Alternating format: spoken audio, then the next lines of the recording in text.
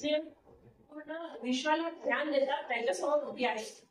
तर आम्ही तुमच्या समोर खूप छोटे आहेत आणि मी काही म्हटलं तरी शिक्षकच आहात, पण मी सर्वांना हृदयाने विनंती करेन की संशय बाळगू नका, विद्यार्थी करून बघा, कारण हे तुमचं तुमच्या जवळ आहे आणि तुम्हाला भेटणार आहे, त्याच्यामध्ये एक्सपेक्टेशन नाही. जर तुम्ही स्वइच्छेने हे ध्यान कराल तर तुम्हाला याची खूप सुंदर होईल. पाठीचा काढ पाठलाच्या चित्र बाजूला काढून ठेवू शकता. तुम्ही हात मांडीवर या प्रकारे डोळे बंद करून घ्यायचे आणि कृपया कोणीही डोळे उघडायचे नाही. मी व्यासपीठावर विराजमान सर्व मान्यवरांना विनंती करेन की त्यांनी पण या ध्यानाचा आनंद घ्यायचा आहे. एक लांब श्वास घ्या आणि ओढून बाहेर सोडा.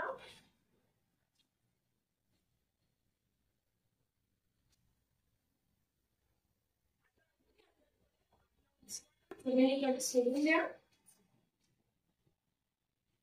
आणि आपलं पूर्ण लक्ष पाठीच्या कण्याच्या डाव्या बाजूला डाव्या बाजूला इथे आपली इडानाडी आहे.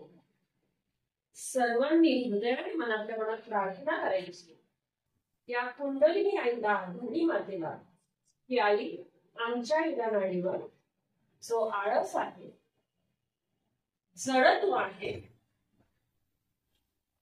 आणि काळाचे त्रास देणारे विचार आहेत, कृपावंत होऊन धनी तत्वामध्ये सामावून घ्या.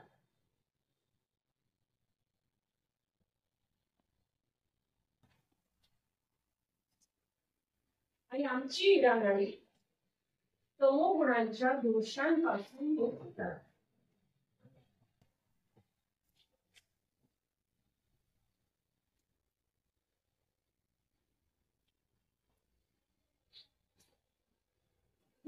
जाणीव होऊ शकते तुमच्या मनातून जमिनीकडे काहीतरी ओढलं जावं.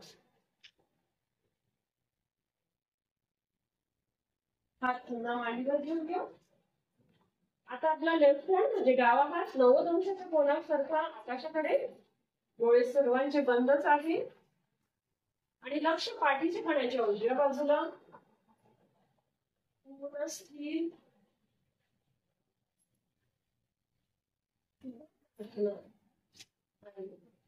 आमच्या या पिंगलावाडीवर जी जास्तीची उष्णता आहे, चित्ताची विचलितता आहे आणि भविष्य चिंता विचार जे आम्हाला असंतुलित करतात ते पूर्णत्वाने बंद होऊन आकाश तत्वामध्ये सामावून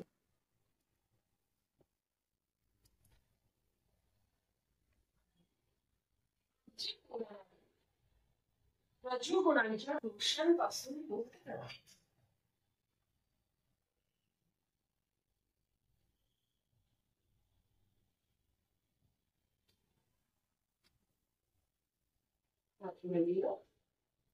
दोन्ही जमिनीकडे सोडून द्यायचे. सूक्ष्माधी सूक्ष्म स्वरूपामध्ये अजून सुद्धा त्या दोन्ही नाट्यांमध्ये काही असंतुलन राहिलं असेल आहे तर कृपा करून पूर्णत्वाने धनी मातेमध्ये काढून टाका. आम्हाला मध्याच्या मार्गावर वर्तमानामध्ये स्थापित करून द्या. आमच्या सुषुम्नेचा मार्ग उघडून द्या.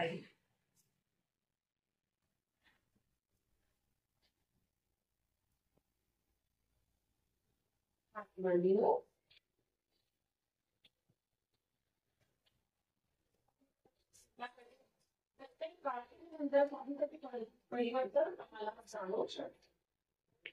आपला उजवा हात हृदयावर असतात, आपल्याला खोटी जाणवतात, थोडंसं दाब द्यायचं आहे आणि कोणतीही शंका न करता प्रार्थना करायची. मी एक शुभ पवित्र आत्मा आहे, मी एक शुभ आणि पवित्र, आणि जर मी आत्मा आहे तर मी निर्दोष आहे.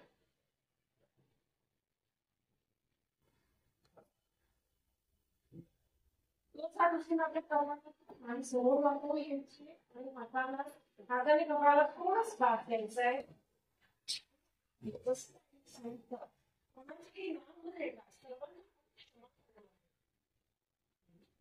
मी आणि सर्वांना क्षमा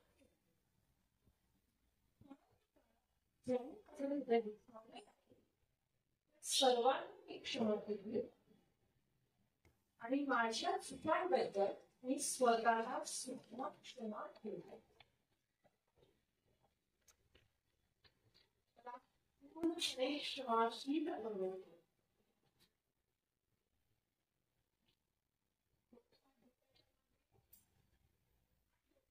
आणि मान आकाशात डोळे आपले बंदच आहे.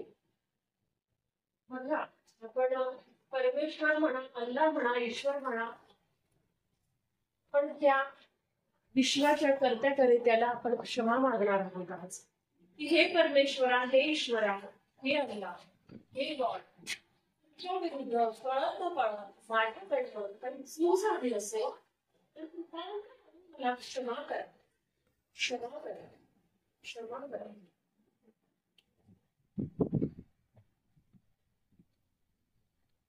मान सरळ करायची आहे आणि उजवा डाऊ भागावर डोक्याच्या वरती हाताची बाजूने डाऊ भागाच्या दाब द्या.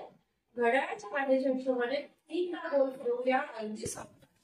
आणि प्रत्येक वेळेस एकच प्रार्थना, आई मला माझा आत्मसाक्षात्कार द्या, आई मला माझा साक्षात्कार द्या, आई पवित्र होऊन मला माझा आत्मसाक्षात्कार द्या.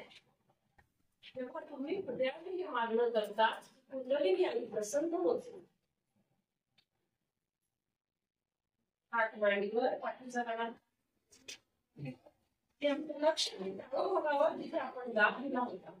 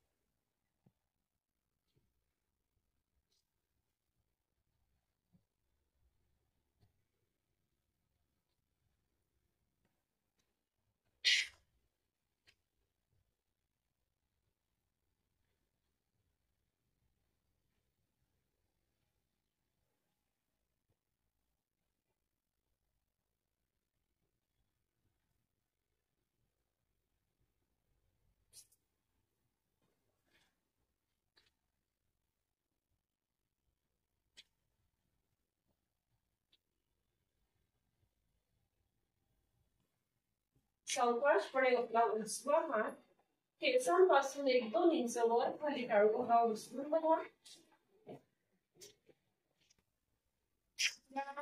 टाळू भागातून निघताना हाताला स्पर्श करताना एक चुंबकत्वासारखी थंड किंवा गरम हवा जी या पंख्याच्या हवेपेक्षा वेगळी आहे आपल्याला जाणवू शकते. जर जाणवत नसेल तर डोक्यावर ठेवून पूर्ण हृदयाने क्षमा करा. मग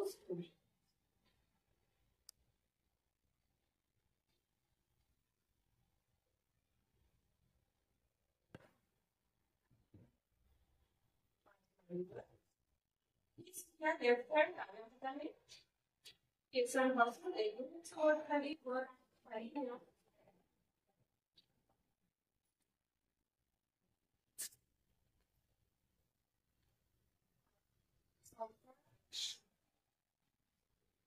लक्ष दोन्ही जड हातांवर घेऊन जा. आतमधून एखाद्या बोटामध्ये थंड गरम किंवा मुंगी चावल्याची काही जाणीव होते का लक्ष द्या. किंवा तळ हाताने काहीतरी गोल गोल फिरतंय का याकडे लक्ष.